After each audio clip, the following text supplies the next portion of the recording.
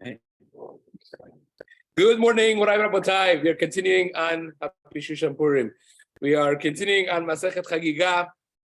This is really the Persian holiday. They happen the Shushan, which really everyone thinks is Hamadan. As I mentioned yesterday, there's no chance that the Shushan was in Hamadan. It's not for now, right now, but really is a town in the western Iran known for a Shustar or Shush. But be as it may, we very much relate to Shushan Purim. Nevertheless, we are continuing on Masechet Chagigah, Daf Daled Amud Aleph, 2 lines down from the wide lines. Going to start again the part of the Mishnah speaking about the Ptur of Avadim, which is mentioned in the Mishnah, and the learning of Amud Yomi for Chodesh Adar has been anonymously dedicated for the Hatzlacha of all those who need Hatzlacha in the community. Okay. Says the Gemara, Nashim va'avadim she'enan meshuchranin, that women are patur from Re'iyah, from going 3 times up to Beit HaMikdash every year, and also avadim she'enam meshuchranin. Very interesting language of the Mishnah. Avadim that are not meshuchrarim, they are not freed yet. Now we're going to come back to this necessity of language for the Mishnah in just a moment. The Gemara says, Bishlama nashim kedamaran. We explained already why women are patur from the mitzvah of re'iyah. Avadim menalan. How do you know that just because a person is an Eved Kenani is going to be patur from re'iyah?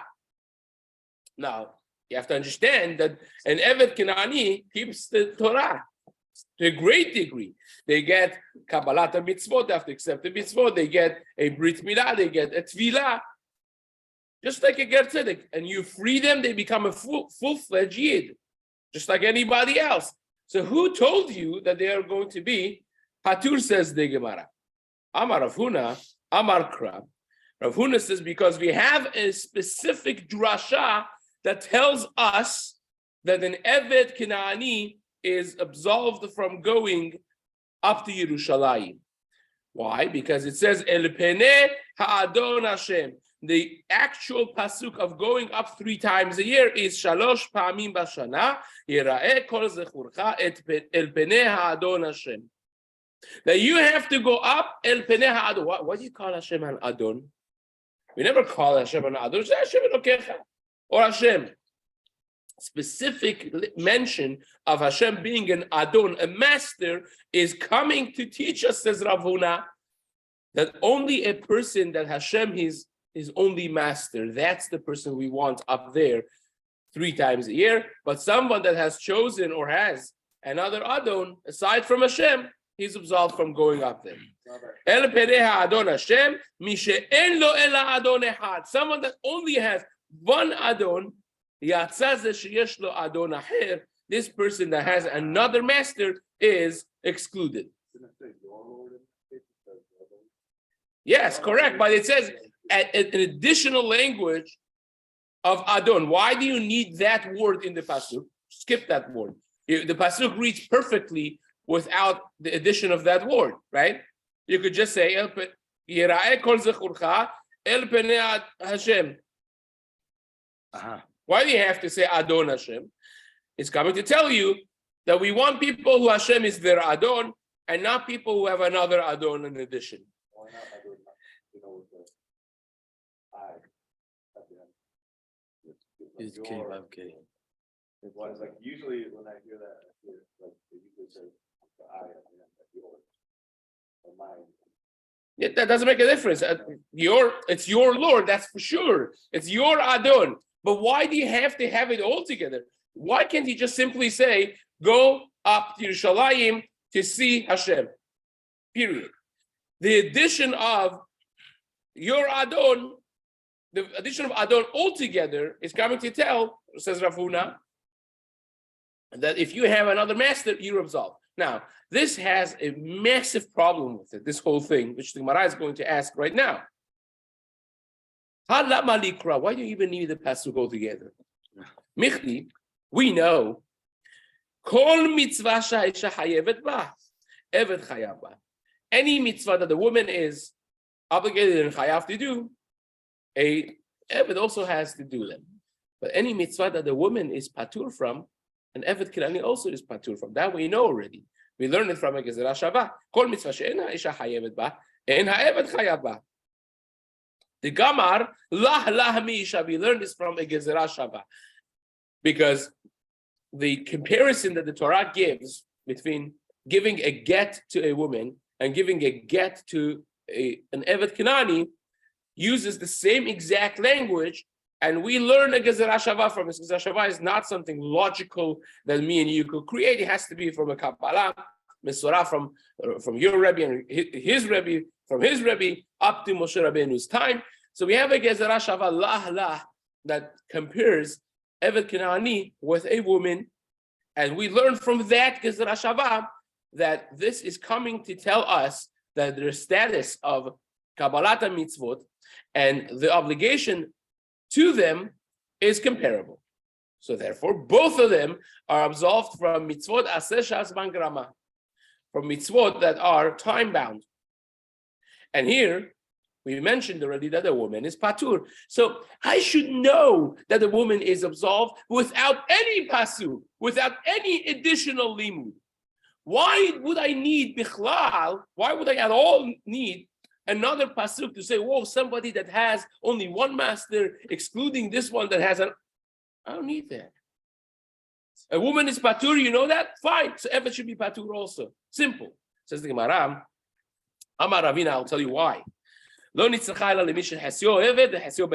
is coming only to teach you in a very specific type of Evet, not a regular Evet. Regular Evet, you're right. We would know that from a woman. We don't need any pasuk for it. But there is an Evet which is not regular, and is what we call chatzio Evet, chatzio ben chorim. We had this on Daf Bet before in the very beginning of the Masechta, that if two people in partnership buy an Evet, and one of them decides, this guy is such a nice person, I'm going to free this Evet. So he frees the Evet. So what happens now? He's free, but he's not free because he has two masters. So this half of him belonging to Reuben is free. So it's Chetzio Evet, Chetzio ben Chorin. What's the halacha of this person, Chetzio Evet, Chetzio ben Chorin? So we had the Gemara discussing it already at length. We said that Hillel used to hold one way, then they changed their mind, like Bet Shammai said, which we're going to come back in just a moment to. So the Gemara says this is what we're talking about. This fellow who was bought by two people, one of which freed him. So says the Gemara, that person is also absolved from going up to Yerushalayim. Why? Because we paskin that if you have another adon, though be it half a adon, you still are absolved. Only a person that doesn't have any other adon, any other master, is the person that goes up to Yerushalayim. So this drasha is coming to teach us that even a chetzio evet v'chetzio ben chorim, a person who's half, is still absolved from going up to Yerushalayim. That's the limud of it. And says the Gemara, Dai Kanami, that's why we have this strange language in the Mishnah that says, Eved she'eno meshuchrar. Avadim she'enan meshuchrar. He says, why do you have to have avadim she'enan meshuchrar? If I tell you Eved, va'avadim, what would you know? Avadim means a full Evet. So every Evet is not meshuchrar. So why do you have to say avadim she'enan meshuchrarim? Just say avadim, nashim va'avadim. Says the Gemara, it's because it's coming to tell you that they are meshuchrar and not meshuchrar. They're not fully meshuchrar. They're not fully released. That's why you need to put that explanation of avadim she'enan meshuchrarim. You couldn't just say avadim. If I would just say nashim va'avadim, I would hear full evet. That's not at all meshuchrar. It's not at all released. But this that says avadim she'enan meshuchrarim means an evet that is a little meshuchrar, but it's not fully meshuchrar. It's not fully released. It's not fully let go free. So therefore, even those people that have been half released and half not, they are absolved from going up to Yerushalayim. I thought they were forced. Oh, wait. Are we going back to that? Some people remember still that we learned in Daf Bet, the same exact topic. And there we said, Bet Hillel used to, you remember that? Bet Hillel used to hold that if you have a person with two masters, one of which released him, what's the halacha? Bet Hillel used to say, originally, that he works one day for the remaining Adon, and the other day takes off for himself because he's Chatzio Ben Chorin. That's what but then Bet Shammai said, wait a second, you fixed the financial issue, but you didn't fix his life issue. His life issue is he can't get married. Who is he going to get married to? You remember that? He can't marry a Bat Chorin, a Beis Yaakov girl, because he's half a Eved. He can't marry a Shifcha because he's half a Yid. What, not get married at all? So the purpose of the world is to be miyushav, to have families and marriage and children. So we forced the Adon, the remaining Adon, to free him. And Bet Hillel reversed themselves and they agreed with Bet Shammai. Right? So we think that the maskana of the Gemara in Daf Bet was what? That Echetzio Evet Echetzio Ben Chorin is what? Chayav. Because once we have it within our power to force his Adon and let him free, he's already considered a free man. Right? The technicality that we haven't forced him yet is irrelevant. Because the Bet Din can force him to let this guy set him free. It's already considered he's free. He's chayav to go to Yerushalayim. That's how we ended off there, right? And Rashi here says the same thing. If you take a look at the quick Rashi, he puts half a line over here by lo nitzrecha. If you take a look, 6 lines up. Mihu lemishnah charona ho'ilu beyadenu lachuf et rabo chayav. Because we can technically force the master to free him, already he is chayav. The en lo ela adon echad, because he only has one master. The other master is no master because he can't hold on to him. We're going to force him out. That's how Rashi understands it. I don't want to complicate things. There is another shita of Rabbeinu Avraham in Ahar, not for now. But this is the maskana of the Gemara based on Rashi, that even though that we go back to it over here, we are saying that an Evet Sheino Meshuchrar would have been chayav, but because we're going to force the Adon to let him go, would have Evet Sheino Meshuchrar. Right now he's still an Evet, and therefore the Gemara says because he has a second Adon, he can't be going up there. So you have to force his Adon to let him go. And meanwhile that he has 2 Adons, this is Rabbi Avraham Minahar, that meanwhile that he has 2 Adons, still is considered an Eved, he can't go. According to Rashi that we mentioned, even though that right now he has a second Adon, because we could force him to go, and to go ahead and release the Eved, is considered already a completely Ben Chorin released Eved, and he could go to Yerushalayim. He should. He's chayav to go to Yerushalayim, even though that he's still technically an Eved. Even though that technically he has not gotten a shtar shichrur, a document of release from his second master. That's the maskana of the Gemara according to Rashi. Hey, Rabbi, now we have 2 sources for half slaves, half free people. In the Mishnah, we have where it says all, and then where slaves that are not yet free. 2 different sources. No, well, this is teaching you that even though that he hasn't technically been released yet, he could go. It's an additional teaching. Additional, that's correct. Without it, he would not know this. So it's 3 lines up. Says the Gemara, we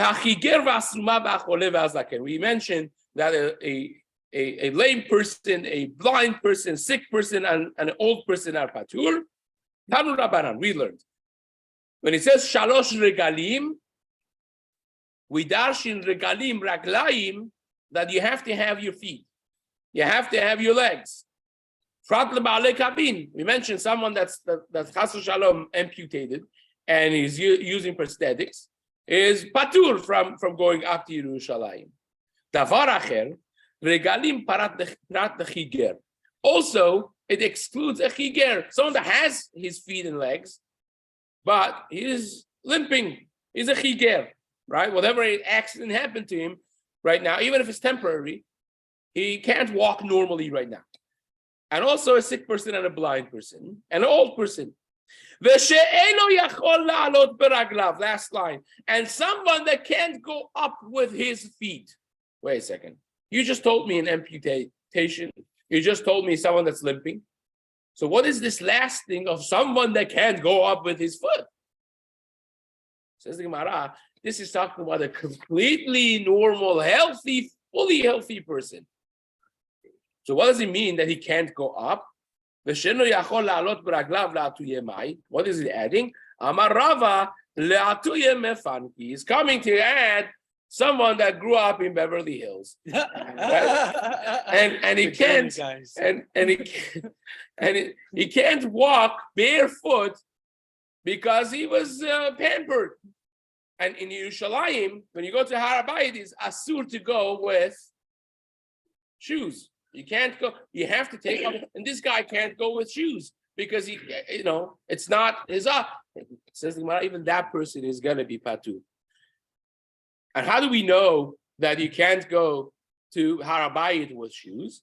Says the Gemara, Kitavo leraot panai mi bikesh zot mietchem remotz chaserai.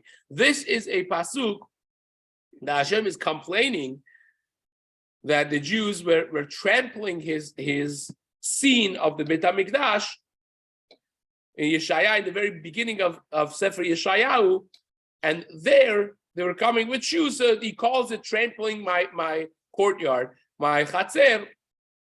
So you see from there that you can't really go with shoes. Now, this is how Rashi understands it.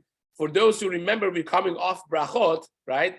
So the very end of Masechet Brachot of Samech Bet, we actually had a drasha that you can't enter Har Habayit with shoes. And where did we learn it from?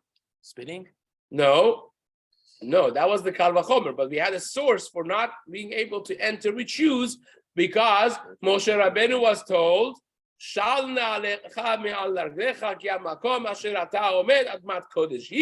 that you see in the Admat Kodesh, in the area of Har Habayit, you cannot go with shoes. So Tosafot deals with why you need an extra pasuk over here of Remos Chaserai, not for now. So says the Gemara, Tana ha'arel v'atameh turin min hareiyah.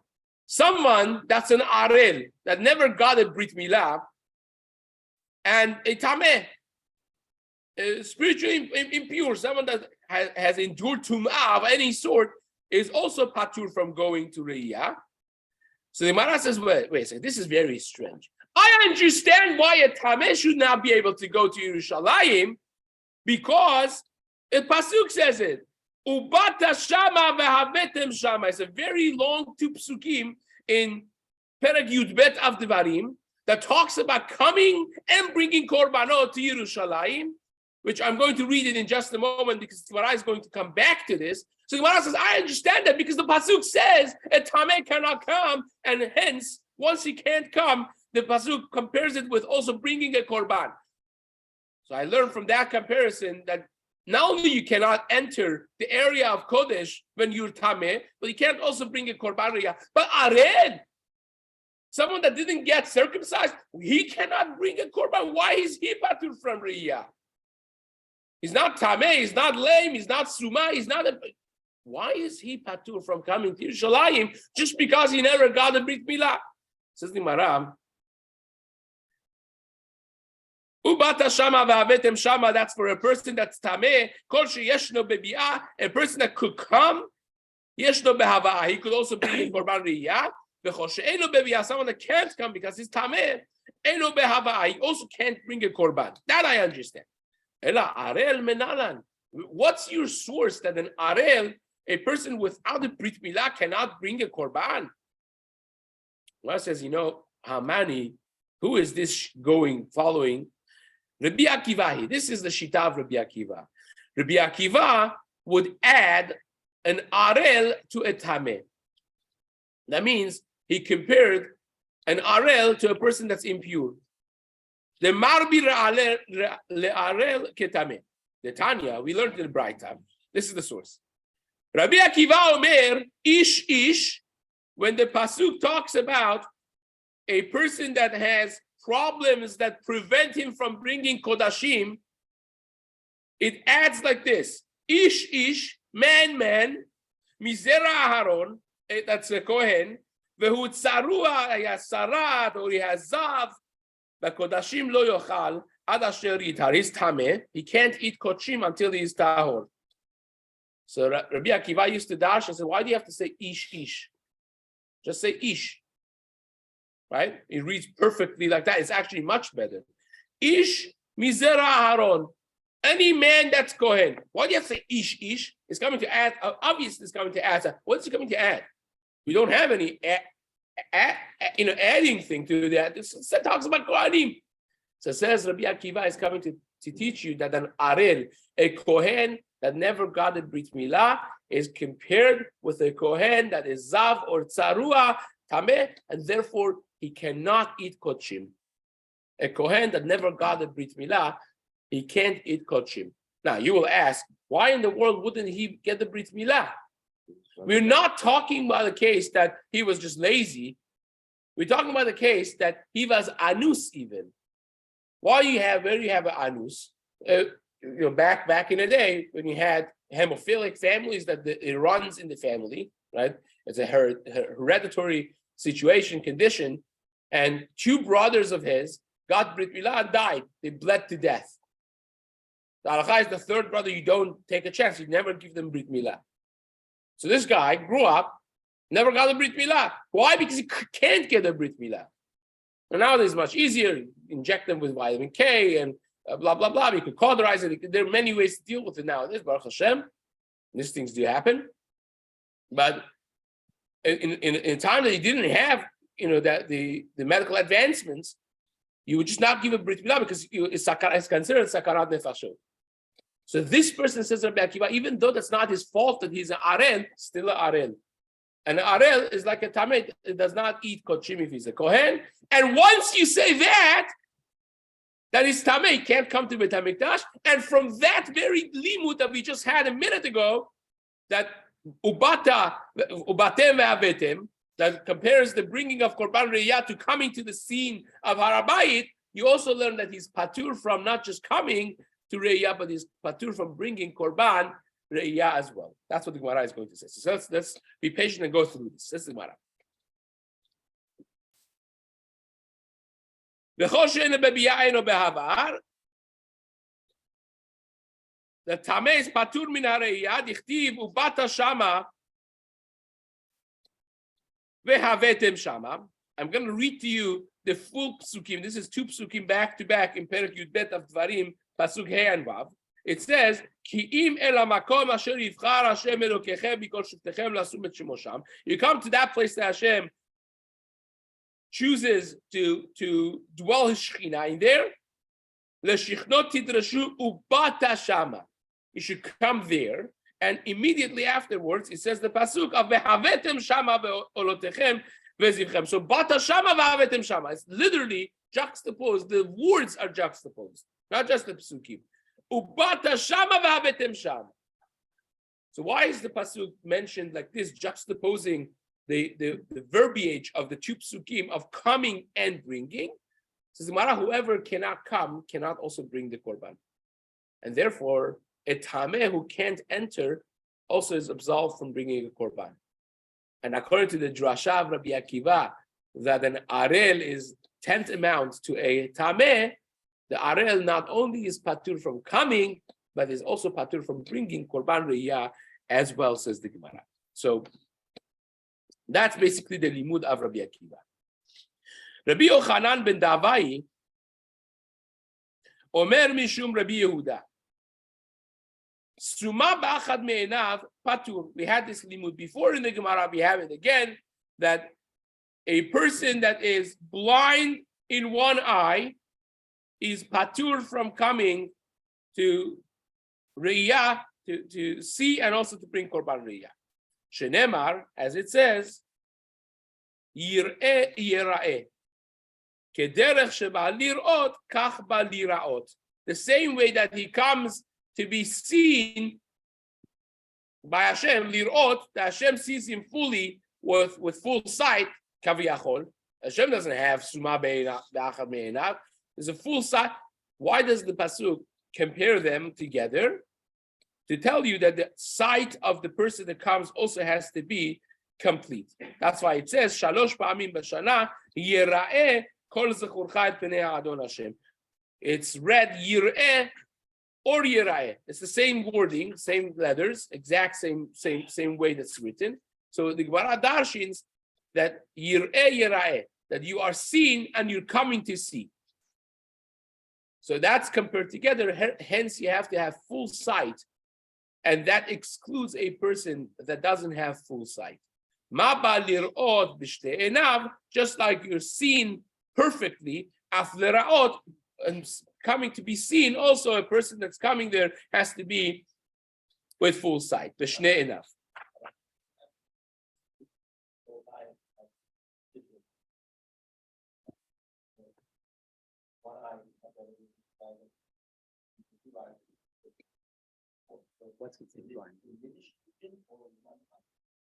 So the Gemara it's a good question you're asking. I'm guessing an answer on the spot right now. I would say that a person with not a 20/20 vision is normalcy of the world, right? Some people get older, some people get this, that, and that is considered still a normal person. But a person that is blind in one eye, that's not normalcy. So if the pasuk is coming to exclude not a full vision, is coming to exclude the most obvious defect in the thing, that's the blindness, even though that he has the other eye working, but the pasuk would not care about if you're 19/20, not 20/20. So says the Gemara, somebody that is technically blind is a different story. If someone is considered practically speaking, he's blind, that's a different story, which is not the discussion. So says the Gemara, Rav Huna, now we're going to have some classic agatas, some of which are the most famous agatas in the entire Shas. And again, the time allowing, we will try to discuss them as much as possible, but have a yodea that some of these need much explanation, which is some of it is beyond the scope of this talk, some of it is beyond the scope of my pay grade to be discussed. So therefore, we do what we do and we try our best. Says the Gemara, Rav Huna, Kimata lahaikra, we're going to have a series of Amoraim who would cry when they would get to certain psukim in Tanakh, because each one of them because of a different reason, as we will see. Says the Gemara, Rav Huna would cry when he would get to two psukim. Kimata lehaikra, when he would get to this pasuk of Yir'eh Yira'eh Bachi. This pasuk that we just had, and that's the link that Gemara gets us into this agata. We just spoke about this pasuk. So Rav Huna would get to this pasuk. We read it and it's beautiful, right? Yira'eh kol zechurcha el penei Adon Hashem. Amazing. Rav Huna would cry. Why? He would say, Amar, Eved sherabo metzapeh lo liroto. An Eved that his master is awaiting his coming. He loves him so much that he's awaiting his coming. Yira'eh kol zechurcha. I'm waiting for you to come 3 times a year. Yitrachek mimenu. And now he has become a situation that the master who loved so much this Eved has distanced himself. You remember in the beginning of Masechet Brachot of Hey, we had the story of Eliyahu Hanavi that told HaKadosh Baruch Hu cries 3 times a day, right? Because Hashem says, Oy lo le'av, woe is to the father that his children are not around his table, right? And woe is to the son that because of his avonot has been sent away from the shulchan, from the table of his father. This is very much in line with that Gemara that we had in the beginning of Masechet Brachot, that he said, look, Hashem wanted, he was longing for us to come there and look at the situation we have, that because of us, Now he has distanced himself, despite his love, despite his care and longing, he has pushed us away. Dichtiv, kitavo, l'ra'ot panai, we've gotten to a situation that Pasuk in Yeshaya says, when you come to see me, I don't want you to even come, says Hashem. The same Hashem that is longing to have the children around his table says, this is too bad. I don't want you even to come anymore. So that's why he would cry. Now, Rav Huna, the same Rav Huna would cry also by another pasuk. Very much in line with the previous mindset. Says you'll shecht shlamim, last narrow line, and you will eat them there in Yerushalayim. An Eved that the master wants him to come, sit by his shulchan and eat. Now he has distanced himself so much so that the pasuk says, "Lama li rov zivchachem." Hashem says, "I don't want you to bring zvachim. I don't want you to bring zvachim." By the way, if I may, just put a word or two of musar here. When we read the Psukim of Yeshaya, Chazon Yeshayahu, which we read in the beginning of the Shabbatot of the Puranut, we think to ourselves that this was a generation that was horrible. Look at what Hashem says about them. He compares them to Sodom and Amorah. He says, Yadechem damim aleu, your hands are filled with blood. He calls them, there's no other place in the entire Tanakh that you find harsh words like this place in Yeshaya. But then, when you pay attention, you see they were doing all the mitzvot. Right? Keep tavo l'ra'ot panai. They were coming 3 times to Yerushalayim. You know how hard that was? Lamali rov zivchachem. They're bringing a lot of korbanot. Right? Shabbatchem u'ma'adechem sana nafshi. He doesn't find a single person that's mehalel Shabbat or mehalel Yom Tov or Yom Tov Sheni. Can you imagine that? And I could go on and on, going through the psukim. And yet Hashem says, I don't want this. Why? You'll see it in the remedy that says at the end, it says, come, clean yourself, cleanse yourself, and fix the issue. It says, I want you to be shiftu yatom, rivu almana. I want you to be sensitive. The beradam lehavero was damaged. You lost your sensitivity to almanot, to yatomim, to people. Yadechem damim alo. That's considered your hands are filled with blood. There's a lot to be talked about this, but lemaseh, we got to a place that Hashem said, I don't want your zvachim. I don't want your korbanot. And Rav Huna would cry when he would get to this pasuk, because he said, look, we turned a relationship that was a relationship of love. HaKadosh Baruch Hu would long to have us around his shulchan, and he says, get out of my shulchan. I don't want you to bring korbanot to me anymore. And that's where he would cry. So says the Gemara, again, there's a lot to be said on this, a lot, but we're going to do what we do, and we go on. Says the Gemara. Rabbi Elazar, kimati lahai krabach. Rabbi Elazar would cry when he would get to this pasuk. Now, the theme of Rabbi Elazar is the severity of the din by HaKadosh Baruch Hu, Yom Adin. When we talk about being judged by Hashem, he had a way from simple psukim that we read in our daily life, in the Chumash. Rabbi Elazar had a way of comparison to draw musar for himself of how awesome the day of din of HaKadosh Baruch Hu is. So says Rabbi Elazar, Kimata lahai krabach, he would cry. Velo yachlu echav la'anot oto ki nivalu mipanav. This is one of the most emotional parts of Chumash, that finally, after 22 years, Yosef reveals his true identity to the brothers. He says, Ani Yosef ha'od avichai. Beautiful, emotional. People, sometimes have, cry of joy because it's so emotional. But the Rabbi Elazar would cry not because it's an emotional pasuk, which it is, but he would draw a line between this and Yom Adin. He said, Uma tochacha shel basar vedam. Yosef was giving them, when Chazal say, this is oy lanu miyom adin, oy lanu miyom tochacha, that Yosef chastised his brothers, and they couldn't answer him. And Chazal say, oy va'avoy for Yom Adin. Hashem chastises us. How can we be responsive? How can we answer Hashem? Now, You ask yourself, what was the tochacha here? He didn't say it, he just identified himself. So then the identification is the greatest tochacha, because essentially what he was saying is, Ani Yosef, you remember, you thought that I'm like a little last child, a beloved child, and you thought that I want to rule over you. That's why I'm making up dreams and all of that. And you killed me, wanted to kill me because of it. You threw me in the pit. You sold me. You wanted me dead. And you put our father through all of this. You killed our father.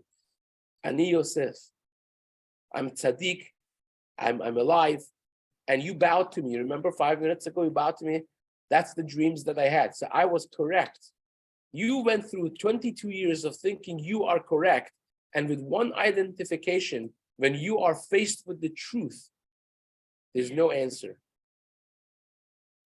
Nivalumi, but it's the greatest musar, the most profound and powerful musar ever. So when we come to HaKadosh Baruch Hu, and He faces us with our truth and the world's truth, it's a difficult reality. So says Gemara, can you imagine what the tochacha of Hashem is going to be? He would cry. That's one. And let's do one more over here. The second time that he would cry would be a similar thing by Yomer Shmuel and Shaul. You know what? This needs a background. This story needs some background. We're going to start the second story of Rabbi Elazar. Ezrat Hashem in the days to come. It's a fascinating one. Hazak Baruch. This is amazing. No hangovers.